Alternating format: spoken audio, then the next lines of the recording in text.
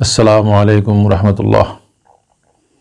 আলহামদুলিল্লাহ ওয়াসসালাতু ওয়াসসালামু আলা রাসূলিল্লাহ, আম্মা বা'দ। সম্মানিত ভিউয়ার্স, আজকে আমরা একটি গুরুত্বপূর্ণ মাসালা নিয়ে আলোচনা করব। মাসালাটি হচ্ছে, যদি কোনো মানুষ, উদাহরণস্বরূপ বাংলাদেশ থেকে কোনো ব্যক্তি রমজান মাসের রোজা পালন শুরু করে, তিনি যদি সৌদি আরব যান, তাহলে তার জন্য এই অবস্থার সৃষ্টি হতে পারে।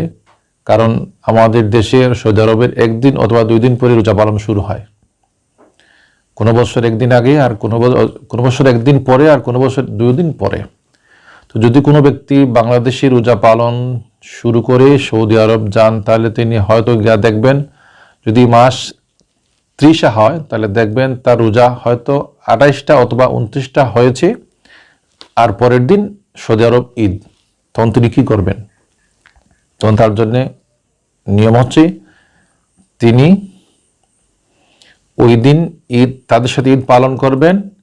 আর যদি মাস 30 হয়, তাহলে তার 30টা রোজা পূরণ করতে আরও 6টা বাকি, তিনি ওই ঈদের দিন পর ওই দিবসের রোজাটা পূরণ করবেন। আর যদি মাস 29 হয়, তাহলে 29 হোক আর 30 হোক, অর্থাৎ তার ওই বৎসরের রোজার সংখ্যাটা পূর্ণ করতে 6 দিন বাকি, তিনি ঈদের পরের দিন রোজা পালন করে ওগুলো পূর্ণ করবেন। আশা করি কথাটা বোঝাতে পেরেছি। আরেকটা উদাহরণ হচ্ছে, যদি কোনো ব্যক্তি সৌদি আরব রোজা পালন শুরু করে বাংলাদেশে চলে আসেন, তাহলে হতে পারে তিনি এসে দেখবেন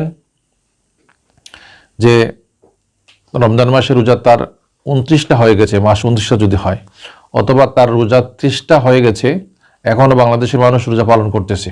তাহলে তার জন্য উচিত, তিনি বাংলাদেশি রোজাদারদের সাথে সমতা বিধান রেখে তিনি বাংলাদেশি রোজা পালন করবেন, যদিও বা তার রোজা 31টা বা 32টা হয়ে যায়, এবং বাংলাদেশি মানুষের সাথে তিনি ঈদ করবেন, ঈদের নামাজ পড়বেন।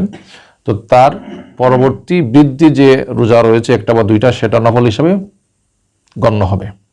আর বাংলাদেশ থেকে রোজা শুরু করে সৌদি আরব যায়, তিনি যখন সৌদি আরবের মানুষের সাথে রোজা ঈদ করবেন, তার যদি 1 দিন বা 2 দিন আরও পরবর্তী রোজা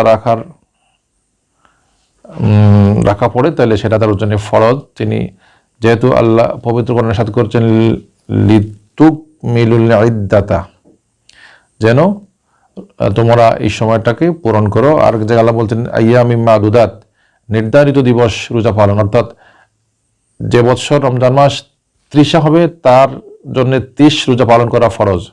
যদি মাস 29 হয়, তাহলে 29টা রোজা পালন করা ফরজ। তো বাংলাদেশ থেকে রোজা পালন আরম্ভ করে তিনি সৌদি আরব গেলে দেখবেন তার রোজা হয়তো 30টা পূর্ণ হচ্ছে না, তখন তিনি কি করবেন? সৌদি আরবের মানুষের সাথে ঈদ পালন করবেন, পরের দিন তিনি রোজার সংখ্যাটা পূর্ণ করে নেবেন। আশা করি সবাই বুঝতে পেরেছেন। সবাই ভালো থাকুন, সুস্থ থাকুন। আসসালামু আলাইকুম রহমতুল্লাহ।